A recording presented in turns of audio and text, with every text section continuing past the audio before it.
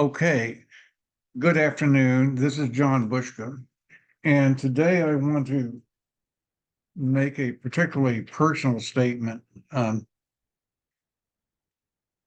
to help you understand, um, particularly why I don't join protests as an ally of marginalized groups or claim to belong to one, and where I sometimes don't seem to have a lot of emotional empathy for some people that, may need, who may maybe I should have, or who may feel entitled to it. And also to note in the background part of this is that it's just a note that the nuclear family, indeed, in Western civilization, which kind of upstreams to the tribe and to the ethnicity and to the whole country, which can come under, danger sometimes, does usually take care of its own people, and including less able people are less able than others to compete as individuals, including disabled children and the elderly as they decline in old age. And it sort of requires that everyone learn to participate in some basic, become competent in some kind of basic activities um, for the good of everyone that are according to sex. And so that if there's some sort of external adversity, war or pandemic or the world running out of things, um, uh, the group that you're in, the family that you're in, may be the one that is left surviving. But the family often doesn't take care of those outside of its own group or allied groups. Um, and and those people wind up forming, often joining mass movements, and their ability to perceive themselves as individuals, because they have to live in a very collective lifestyle. Whereas in you're a family, if you're the head of a family and raising children, you find that your own sense of individuality, if you're doing a good job and doing it right, can be improved. So that's the background of what our culture war is all about. Um, and so I would start by saying that back in 1970, when I was leaving Fort Eustis the last day to drive home, and then from near Williamsburg drive home to my parents in Arlington, Virginia, and then start a job with RCA in 2 weeks. The car radio as I left was playing the song "Without Love, You Are Nothing at All." And that would turn out to be such a, telling thing for my whole adult life. But let me just go backtrack into my childhood, or, by third grade, I had noticed, well, I'll just also say, reinforce the idea that I said before, society, you know, when I was growing up, the society very definitely expected certain things of boys and men and certain things of girls and women. And what I noticed is that society expected boys and men to offer themselves, possibly become fungible in order to save to others in the tribe so it can reproduce. It expected men to be able to go to war and get drafted. Um, and that was sort of essential to the survival of the entire group. And that was something that was very much impressed on me. I thought it was easier for women until I understood that later in life what bearing children actually meant, and as I grew up, I sort of understood that was kind of a balanced thing. But in third grade, it's the first time it was impressed on me that I was falling behind as a boy. I wasn't able to do things, the athletic things or the mechanical things that were often expected. The third grade teacher was particularly particularly harsh on me about that. I hadn't had very many problems in first and second grade, although some letters I have in the family do raise some, as souvenirs do raise that the first grade teacher had some concerns. So why did this happen? Well, I had measles after the first grade. Measles can affect neurological development. There may have been, my mother had some problems at birth, so there might have been something in the womb. And I also started in third grade is when I started taking piano. And I was also an only child. So it might be that my brain was I was starting to focus on my own self more. So my brain was pruning sort of before puberty, it was pruning away the skills that society wanted me to have, but that I didn't need, so I could focus on myself. Um, my parents actually considered adopting a sibling at one time in fourth grade, but they quickly dropped it. They even wanted to adopt a girl. But I don't know how they would have done that because I had a bedroom, they had a bedroom, and there was a den. They would have had to do a lot with the house to do that. But then the idea was dropped. Never heard it again. What this is what George Gilder would call upward affiliation. With the process I went through, I thought that it was a good thing that for somebody as they grew up to be very masculine, to look very masculine as a teenage boy and then as a young man, that it was and both in looks and in actual performance, and still be smart and get good grades. And I'll also add that when I was growing up, grades were kind of the currency of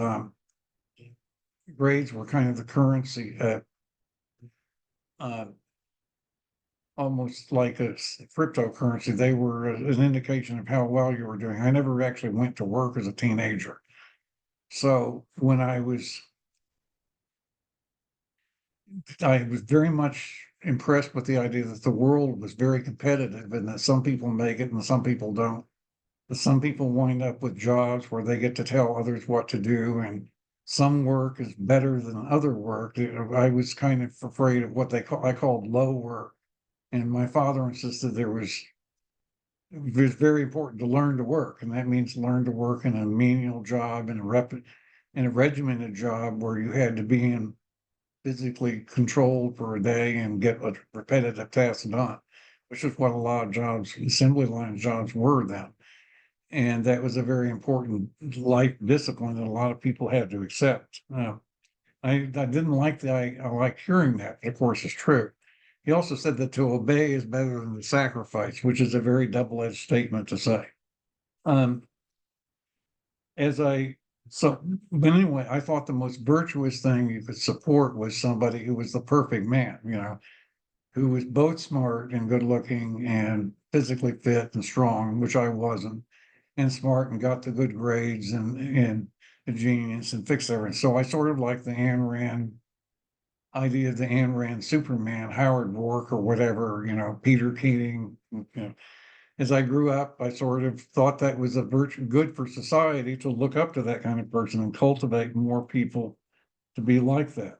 But the problem is that cuts off other feeling, and it involves a certain self preoccupation to the point that eventually I would have fantasies. I started noticing arousal at puberty around 11 or 12, but I didn't notice being aroused around men to the point that I realized it was important until I was about 18 during the summer before I went away to college.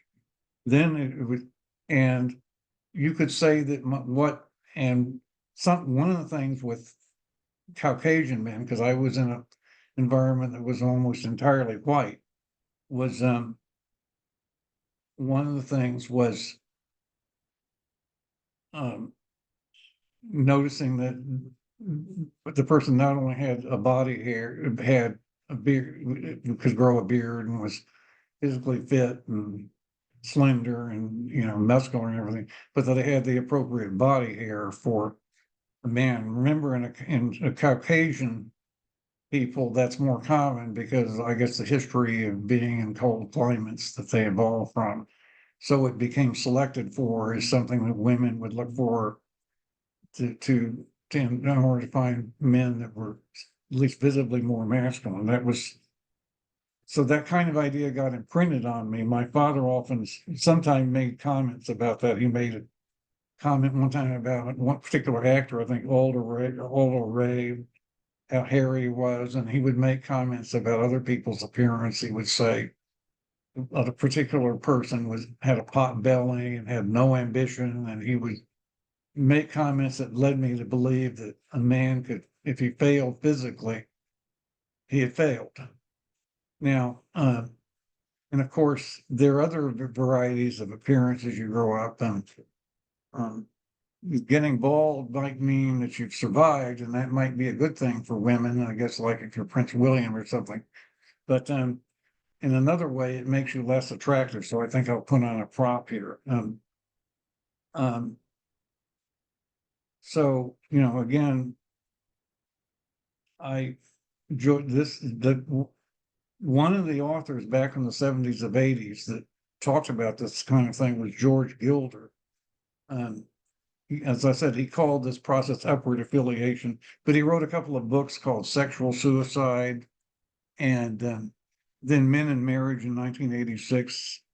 And he even had a chapter called The Perils of Androgyny. And he said, to be a man, you have to experience intercourse. And he said, intercourse remorselessly sets the grounds of androgyny or something like that, some kind of quote like that. And true, I was never aroused around women. I've never had intercourse with a woman my whole life. And because certain values had been imprinted, I guess, on my brain as I was growing up. You could say you could say it's self-preoccupation in a way. It might be a lot of things, but it's not just simply belonging to a marginalized group. It's very specific things that happen in my development that I sort of have to own. Also, the characteristic, the secondary sex characteristic I was talking about would be something that would be more common with Caucasian men. So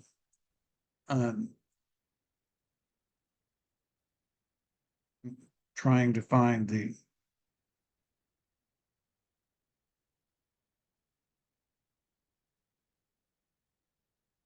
I want to bring a whiteboard, would be something that belongs to that is common with Caucasian men more than Asian or Black or other races specifically. So there were racist overtones to that belief. But the importance of eventually having dating and having women and having intercourse and being able to have that with the same woman your whole life, which my parents were married 45 years, as far as I know, they were monogamous. The importance of them, which meant the division of labor worked out very well for my parents. My mother kept a very immaculate house. I don't have time to do that as a single person. And she had a very rich life of her own, which met the culture of the times, even though it might not so much today.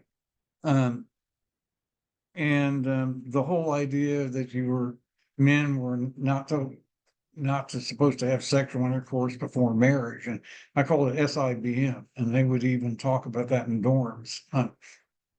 You weren't supposed to have sex until you consummated the marriage on your wedding night.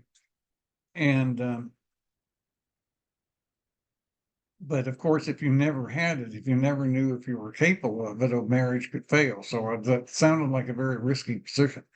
But I think the whole point of that was more that morality wasn't just a matter of what you weren't allowed to do. It was a matter of what you were expected to do. You were expected to grow up and be able to do this. It wasn't that if you did have intercourse and get a woman pregnant, of course, you were responsible for the baby. But it was more than that. You were responsible at some point in your life to be able to participate in having a family and raising the next generation and being prepared to take care of your elders. That was a basic duty, a filial responsibility that nobody got out of. As the years went by, it became clear as the world became more technological in the 70s and 80s, it became clear that single people sometimes who never did this had an advantage. They didn't take on as much debt. They didn't need as big a house. And a lot of times, despite the discrimination or the lack of protection in the law, as I did, they wound up being better off economically because their lifestyles to take care of themselves were much less expensive. So they actually had a lot more in terms of personal luxury or personal mobility than people who were married with children. But then if something happened when they got older, there would be nobody to take care of them. And of course, we found out during the AIDS crisis in the 1980s that the community really had to take care of itself. But the whole, we all have talked about the gender debate and everything. The whole idea of, the whole idea there are only two basic sexes, male and female, on the Paradox Institute and Reality's Last Stand, Zach Elliott and Colin Wright. I'm not going to go over all their theories, but you know what they are. But in my case, I was a male, but I was probably somewhere in this area here where my capabilities were more halfway between male and female than many people. I wasn't intersex. There's no physical cause for the issues I had. It might have been measles or something like that, but I wasn't intersex. I just simply didn't develop my body, my brain simply pruned a lot of things out before I was fully grown, even before puberty started. And so I would fit somewhere there in these intersecting parabolas on distributions. So I was male, but I was in the less desirable part of the male distribution. I was less of a man than others. Now, that was how it seemed. And, I've covered a lot of that in, my books, especially the first one, Do As To Tell, A Gay Conservative Lashes Back.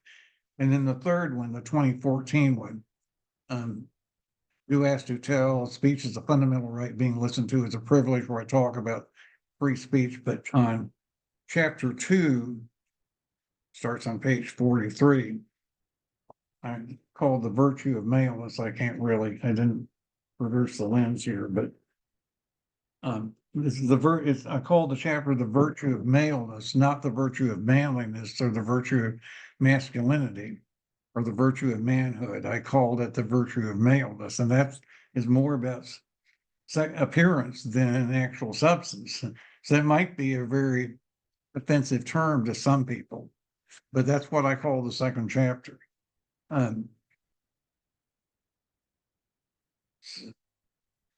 But as I said at the beginning, having heterosexual fulfillment, being able to have a monogamous marriage, or maybe have your own children, or maybe adopting children in gay marriage now, that could do the same thing now, but since in the last 10 years. But having that when you're young, being able to get married and start a family when you're early or mid 20s, means, and actually having full fulfillment gives you more personal agency, gives you a domain sort of that you control in your life. That means then that later in life, if something happens to one of the other of you, and one of you has to take care of the other, and one of them is no longer attractive in the conventional sense, making a crude illustration here, but if one of them is less attractive in a conventional sense, you've had sexual satisfaction in the past, you've been through that phase, now if you have to deal with somebody having cancer or having an accident or being lost in war, being injured in a crime, or being injured in war, or any number of things that happen to people, you're ready to deal with it and own up to it, because you've already entered an institution that gave you some personal agency. If you don't enter that, you're kind of on your own, and if you never find it, and then something happens, there's no one to feel attracted to. There's no place, nothing to feel at all. So you kind of are expected to belong to a marginalized group, and so that also leads to the moral demands of the left that those that are better off should be allies of those that are not simply those in their own families, of those that are in marginalized groups who don't have access to the benefits of being in stable families like I did when I was growing up. Um, the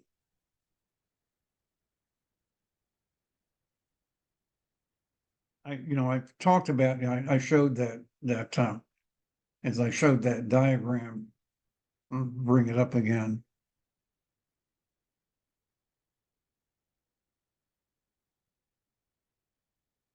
So, seems like it takes a while for it to come up. We've talked about um, gender identity, and we talked about that's become a way of giving a label to personality temperaments, like the Paul Rosenfeld's idea of polarities, or Judith Butler's idea of performativity. Um, there's just one word I want to remind myself of. I'm going to mention in a minute. And